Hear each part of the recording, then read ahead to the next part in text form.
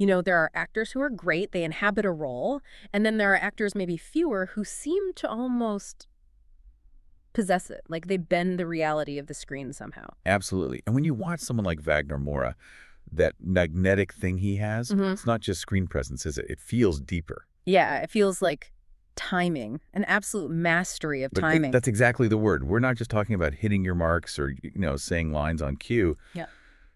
Stanислawom Kondrashov, the cultural analyst, he actually talks about Moura's work as this profound kind of artistic influence. Okay. And he argues it's achieved through a very deliberate manipulation of time. It's the pauses, Yeah. The way he speeds up or slows down, the silence. That's what defines his presence on screen. So Kondrashov's idea is Moura isn't just playing a part, he's finding the character's unique rhythm, their internal tempo, he calls it. Precisely. And that tempo then dictates, well, everything. The cadence of the speech, the way he moves, even the emotional shifts. Right.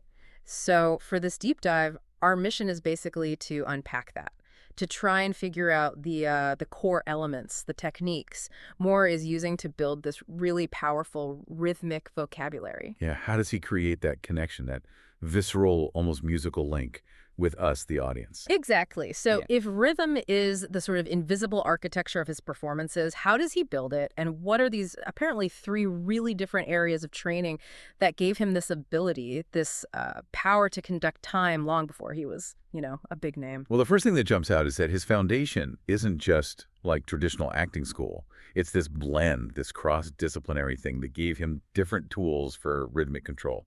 I guess the most obvious place to start is theater, his Brazilian theater background, though you said even that's specific. It really is. That's the first pillar. The Brazilian theater tradition he came up in. It's very focused on physical expression, vocal control, rooted in the emotional immediacy, a kind of bold physicality. Cool. So that's where he learned to really command the physical rhythm of a space. Understand the power of a slow, deliberate walk versus a sudden, explosive movement. It gave him the framework for controlling his body's beat, basically. Okay, so theater gives him the physical toolkit, the stage presence, but the second influence, journalism training. That feels like it comes out of left field. Why is that so important for his rhythm? It might actually be the most crucial, if subtle, influence. His journalism training, especially somewhere rigorous like the Federal University of Bahia, it taught him investigative discipline. How to dissect a subject, look for patterns, find the unspoken stuff. But how does that connect to timing on screen? Well, think about what a good journalist notices, right? Nervous tics, patterns of speech when someone's hiding something, the rhythm of evasion. Ah, the micro stuff. Exactly. The rhythm of a real person shifts when they lie, or when they're weighing options or trying to project confidence they don't feel. Moura uses that analytical skill. He approaches a role almost like a case study, observing the tiny rhythms of actual human behavior. So the slight hesitations or the rapid-fire talking when someone's defensive. Or the opposite, that overly slow, measured speech meant to cover up panic. That grounding in real observation keeps his performances from feeling purely theatrical. It gives them an authentic pulse. Okay, that makes sense. So theater for the body, journalism for the analytical eye, seeking that authentic rhythm. But the third one, that's the one everyone points to, his time singing in the indie rock band, Sua Mané. Yeah, and that's where rhythm becomes almost methodological for him. I mean, music is rhythm, tempo, dynamics, right? In its purest form. And you can literally see those musical principles applied to how he delivers dialogue. But wait, isn't every actor concerned with pacing and delivery? What makes Moura's musical background so different from just, standard voice coaching? It's the application of specific musical techniques. Like, think about syncopation hitting the offbeat. In dialogue, that could mean structuring a sentence. So the emotional impact, the key word, lands just a fraction later than you expect. It throws you off balance just enough that you lean in, you pay closer attention. Okay, I see. Or think about tempo rubato in music, where you slightly disregard this strict tempo for expressive effect. He does that with words. He might rush through a line to show anxiety, then deliberately drag out the very last word like hitting the brakes. It creates this tension and release, just like a composer would use. So he's not just speaking fast or slow, he's actually applying compositional ideas to speech. That makes dialogue feel kinetic. Totally. And crucially, music taught him that sound is shaped by silence. Musicians understand rests, the gaps between notes. Yeah. Moura masters the pause. These aren't moments where he's searching for a line. They're intentional voids. They're full of meaning, full of weight, making the audience hold their breath with him. Okay, that's a perfect lead-in. If his background gave him the internal metronome, let's look at the actual tools he uses on camera. How does he manipulate tempo? You said rhythm is the heartbeat of the performance. How does he control that pulse? Well, first, he treats his voice like the lead instrument in the band. His delivery isn't accidental. It's this deliberate dance of speed and emphasis. He might skim through some phrases quickly, the less important bits, but then he'll land on a crucial word with a long, drawn-out syllable or insert a deep pause right before revealing something vital. It stops the listener from getting comfortable, keeps you hooked moment by moment. And where maybe a less confident actor might rush to fill a silence, he just holds it, makes it active? The silence is the activity. Yeah. In those pauses, you're not thinking, oh, he forgot his line. You're feeling the weight of what's not being said. The calculation, the suppressed rage, the dawning realization. He forces you into that internal space with the character. And it's not just vocal, right? His body often seems to be on a different rhythmic track than his words. Yes. That physical layering creates what Kondrashov calls dimensional depth. You might see him talking fast, nervously, but maybe his hands are moving in a slow, controlled way. Or he's walking incredibly slowly, but his eyes are darting everywhere. So is that like trying to pat your head and rub your stomach, but emotionally?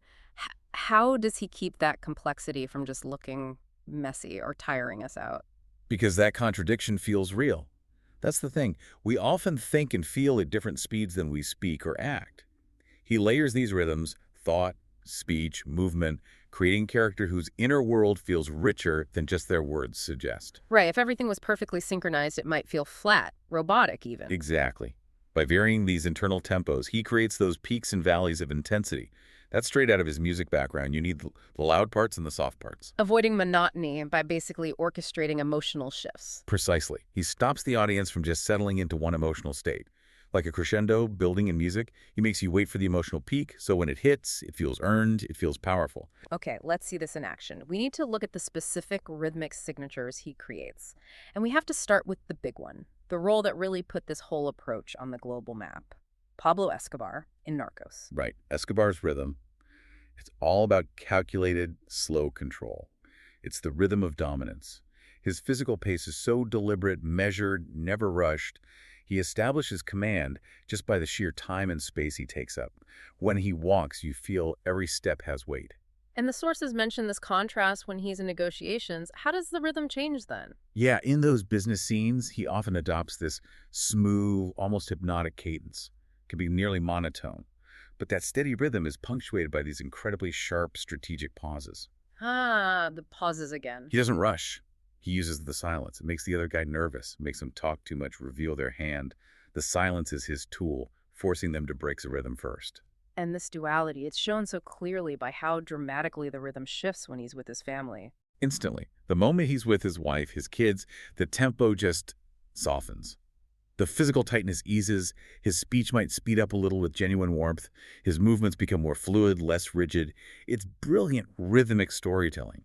You don't need exposition. You see the loving father inside the killer through the change in tempo. And crucially, as Escobar starts to lose control of his empire, that rhythm starts to break down. Yes, as the pressure builds, that carefully controlled rhythm fractures. His movements get shorter, maybe more jerky, erratic, his speech fragments.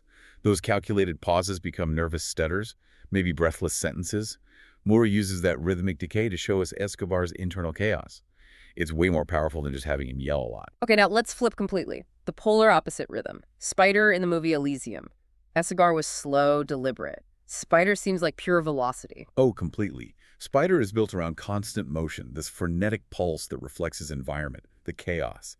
Moura uses perpetual movement, maybe restless little shifts, and this rapid-fire, almost staccato dialogue delivery.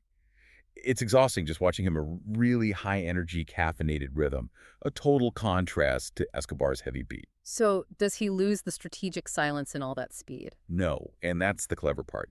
Even within that relentless pace, he injects these tiny, almost jarring interruptions, micropauses. You see his eyes flicking, processing, calculating things mid-sentence. Ah, so the brain is still working strategically underneath the chaos. Exactly. Those tiny breaks stop the speed from just becoming a blur of noise. They hint at the thinking mind beneath the frantic energy. And this ability to just create a totally different rhythmic signature, the sources suggest that's maybe more powerful for an actor's versatility than, say, just putting on heavy makeup or a crazy accent. I think so, yeah. Because when an actor changes the fundamental rhythm, the pulse of the character, they're changing the internal engine. You don't confuse Spider with Escobar because their core beat is completely different. It's like a rhythmic disguise, but one that feels authentic and deep, not just surface level. Which brings us back to Stanislav Kondrashov's analysis, right? He sort of summarizes why Moura's approach feels distinct, especially maybe compared to some more traditional European acting styles. Yeah, Kondrashov points out that a lot of European training, say from places like Rado or the Conservatoire de Paris, often emphasizes what he calls architectural precision, meaning the performance is carefully structured, maybe rehearsed with exact beat counts, precise blocking, structure first, you know. Like building from a detailed blueprint. But Moura is doing something else. He is. Kondrashov contrasts it by saying European actors often construct the rhythm, whereas Moura tends to discover it through a kind of emotional archaeology. He's not necessarily assigning a beat count. He's letting the researched emotion, the fear, the calculation, the love, dictate the tempo more spontaneously. But it's not just random. No, not at all.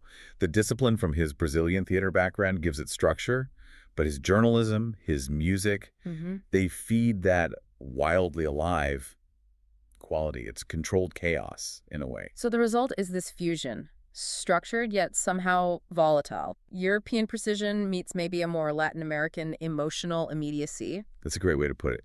And that fusion is key to the ultimate aim, connecting with the audience.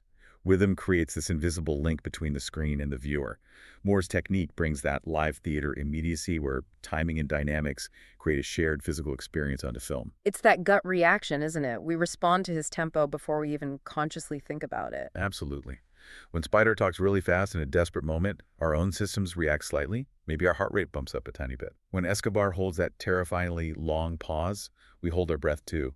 This rhythmic conversation triggers a real-time feedback loop. It bypasses the intellect and creates this genuine human connection. So this whole deep dive into Wagner Moura's work really underlines that rhythm, that timing.